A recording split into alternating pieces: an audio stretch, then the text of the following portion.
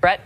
Wow. I mean, this is pretty amazing. Bill Hemmer, we're working the map, and now that North Carolina win for Donald Trump, you look at the map, It's starting to line up. We filled these pieces in what? For a million times? A million times. Remember, 270 is what you need the two of us to win the presidency, 270 electoral votes. Let me just go ahead and tick through this, and you just watch Trump and Clinton's numbers change. And this, by the way, it's not far-fetched at all. It's quite rational. If you look at the vote tallies right now, he's got a lead in Florida. He's got a lead in Georgia. We just called it for North Carolina.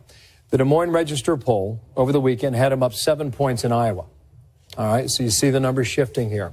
He's going to probably win Idaho. Would you grant me that? Set. Likely Utah. For the sake of this argument, let's give him Arizona, even though it's been contested, okay? I would give her California. I'd give her Oregon and Washington State. What happens in Alaska? Does he win there? Likely.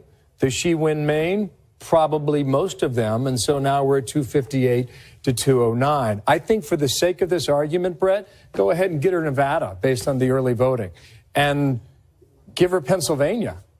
Okay, and so then you're at 258, 235. 235. I'd give her Minnesota, and she's at 245. And then I would come back to him, and I'd put my focus on Michigan. And if that happens, he's the president of the United States. Now, at 274. Aren't we now shifting? Aren't we talking now about what is her path to get to 270? We have spent weeks and weeks talking about what's his path to get to 270. We are now shifting to talk about what's her path to 270. So let's go ahead and take away Arizona and give that to Hillary Clinton. Bump up to 256. Let's say he doesn't win Michigan. Maybe she wins Michigan. And there she is. She's at 272. 272. We have talked repeatedly, Brett, about his path being so difficult. Number of ways to get there, certainly, or the number of different combinations, and her path being a lot easier. It is still a lot easier.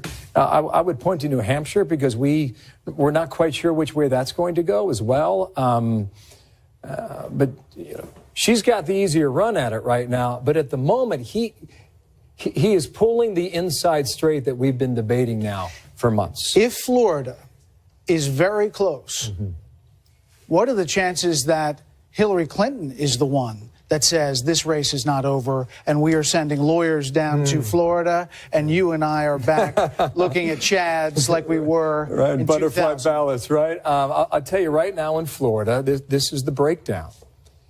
You know, Trump has a lead of about 135,000 votes.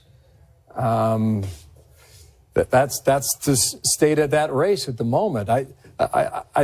Just dip in there real quick. Yeah, I show you Michigan. Look at all the red counties here in Michigan as they fill in. Now, a lot of the vote to come in. I will go to Wisconsin, too, and just show you quickly. Look at all the red counties that they're filling in for Trump. And this, you know, they're still adding them up. And I would also make the case this, and perhaps this is the story of the night. Trump came out and said, they're ripping you off, folks. They're taking your jobs. They're shipping them overseas.